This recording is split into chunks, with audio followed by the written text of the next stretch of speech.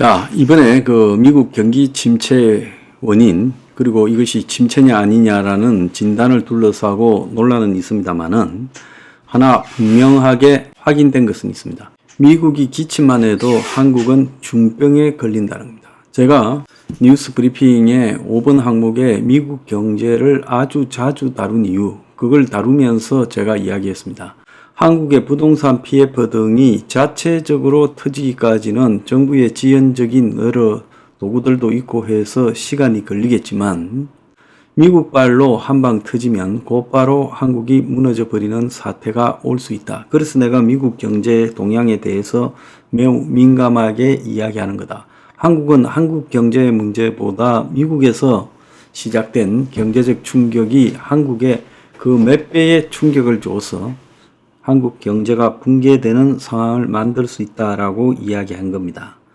그래서 지난 5일간 이 코스피의 올해 고점 대비 15.5%, 24.5%가 떨어졌어요. 그래서 국내 증시가 미국보다 유례없는 이 하락을 기대했죠.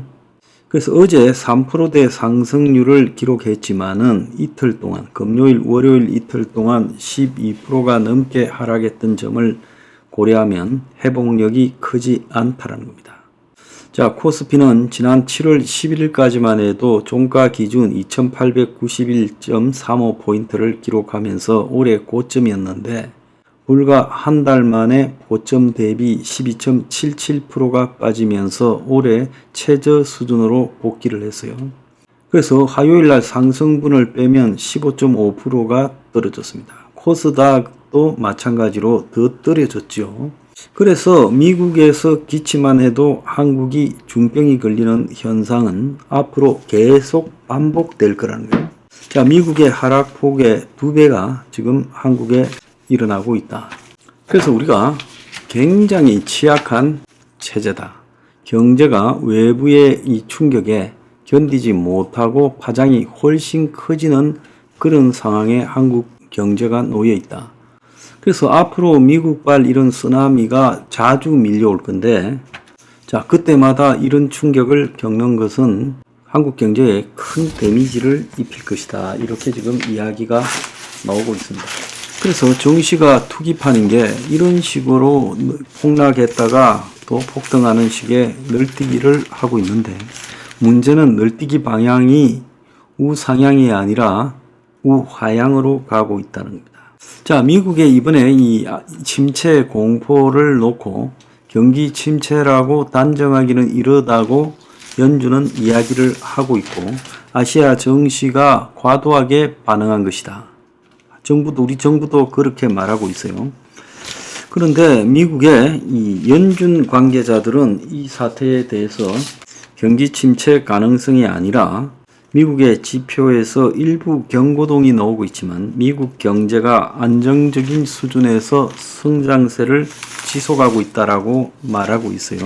자, 그런데 폴 크루그만 교수 같은 경우에는 미국 경제가 불황 전 단계라서 일찍 과감하게 금리를 내려야 되는데 실기했다라고 이야기하고, 제레미 시걸 와튼 스쿨 교수 같은 경우에는 실업률이 연준의 목표를 넘었다 이렇게 말하는데, 자, 경기 침체가 아니라는 사람이나 경기 침체가 맞다라는 사람은 전부 본질을 말하지 않고 있다는 겁니다. 그러면 이번 사태의 본질이 뭐냐? 일본은요, 엔캐리 트레이드, 즉 일본의 금리가 싼 엔화를 갖고 와가지고 미국 기술주에 투자했던 것들이 청산되기 시작하면서 발생한 위험이다. 이렇게 말을 하고 있어요. 그건 부분적인 이야기입니다. 2008년 금융위기 때처럼 전반적인 경제 침체로 가고 있다라는 것은 부인할 수 없는 사실이에요. 실업자가 늘고 주가가 폭락하고 정부가 금리를 내리고 그러지만은 결국은 경제 침체가 오는 것입니다. 미국은 지난 64년간 경제 침체가 9번 왔다는 거예요.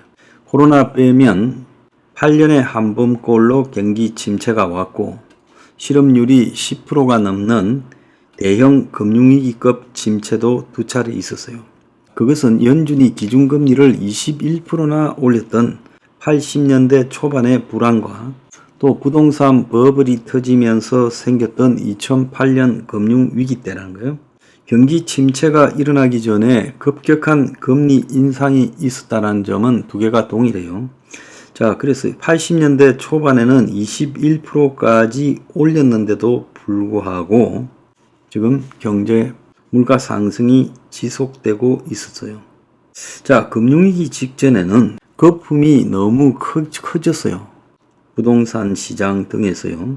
그래서 물가가 4%까지 올라가자 연준이 2006년 5.25%까지 금리를 올렸는데 2007년 들어서 이제 물가가 좀 잡히는데도 연준이 고금리 기조를 유지를 했죠. 그래서 2007년 9월에 금리를 0.5% 내렸는데 이미 내린 거하고는 관계없이 경제는 무너지기 시작했어요.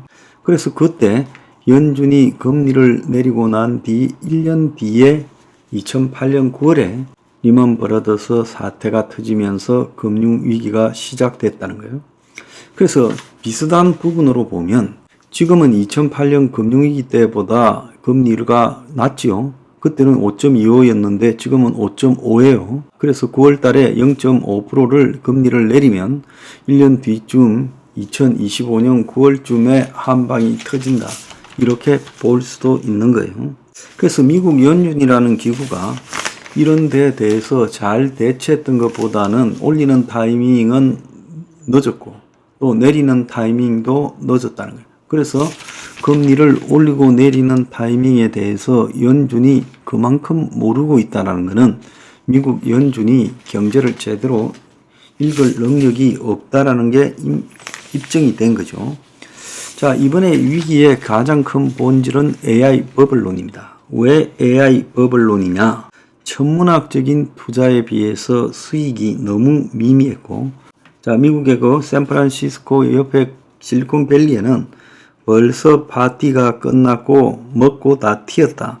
이런 이야기까지 나왔어요. 그래서 과거에도 버블 때는 실제 감당이 되지 않는 주식 가격이 넘쳐났고 그런 것들을 유니콘이라고 불렀어요. 지금 미국에는 나스닥의 기술주를 대표하는 7개, 매그니피센트 7, 애플, 마이크로소프트, 알파벳, 아마존, 테슬라, 엔비디아, 메타 주가가 줄줄이 내려가고 있어요. 그래서 AI가 솔직히 말하면 제대로 수익성을 증명하지 못하는데도 돈이 쏟아지다가 올해 상반기에 보면 AI 관련 아마존, 메타, 구글의 투자가 145조로 전년보다 50%나 증가했어요. 자, 수익성은 여전히 매우 불투명하다는 겁니다. 그래서 거품이 이만저만 있었던 게 아니다. 그래서 AI의 거품이 지금 이번에 가장 큰 원인이었다라는 거예요. 자, 한국의 반도체 자동차 배터리가 잘 나간다고 말한 지가 한 6개월도 안 됐는데 지금 반도체 자동차 배터리의 연쇄 침체가 지금 오는 것 아닌가라고 우려가 오고 있어요. 그래서 이번에 낙폭이 과도하다. 실제 굉장히 지금 과장된 위협이다라고 말하지만 과장된 위협이 아니다는 겁니다. 실제는 더 불안하다는 거죠. 그래서 이런 부분에 미국에서도 옥석을 가릴 능력이 없다는 겁니다. 자, 그러다 보니까 한국에서는 이런 부분을 전혀 분별하지 못하고 그냥 따라가는 경향이에요. 그러니까 미국에 옛날에 보면 서울에서 유행하던 그런 패션이 지방에 가서 유행하는 것은 시차가 있습니다. 그래서 제주도 서귀포에는 서울에서 유행하던 부분이 비행기로 타고 가면 1시간 만에 가니까 동시 패션으로 유행했지만 지방의 저 업 단위에는 한 1년 정도 유행이 느렸죠. 마찬가지로 미국에서 지금 과도하게 조성되고 있는 이 AI에 대한 찬양, 이것이요, 한국이 실제로 이 문제의 허상을 깨달으려면 시차가 있다는 겁니다. 그래서 지연된 현실 인식이 한국에 더욱더 공포로 다가온다는 거예요.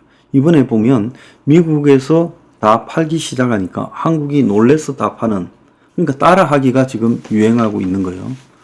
그럼에도 불구하고 이 원인이 여러 가지로 이야기를 하고 있지만 경기 침체의 원인을요.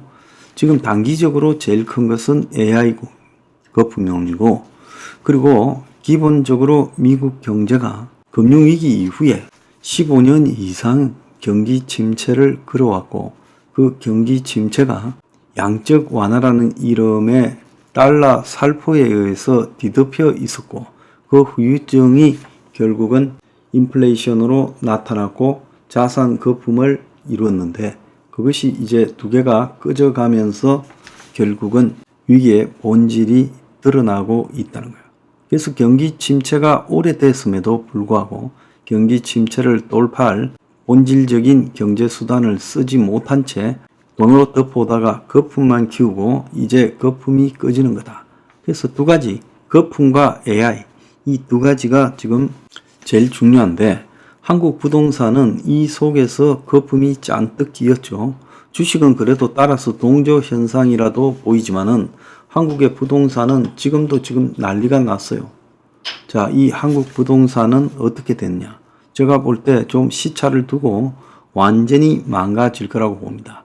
그래서 한국의 부동산이 붕괴되는 계기가 미국발 이런 경기 침체 징후가 한국의 자산 시장을 흔들고, 그 다음에 이제 부동산에서도 발을 빼는 일이 벌어질 거라는 거죠. 자, 이렇게 시차가 발생하는 것은 미국의 위기의 본질이 거품이라는 부분을 아직도 한국 언론들은 제대로 보고 있지 않다는 겁니다. 누가 이런 이야기를 합니까? 그래서요, 좀 있다가 느닷없이 무너질 거라는 이야기입니다. 다음 차례는 부동산이에요.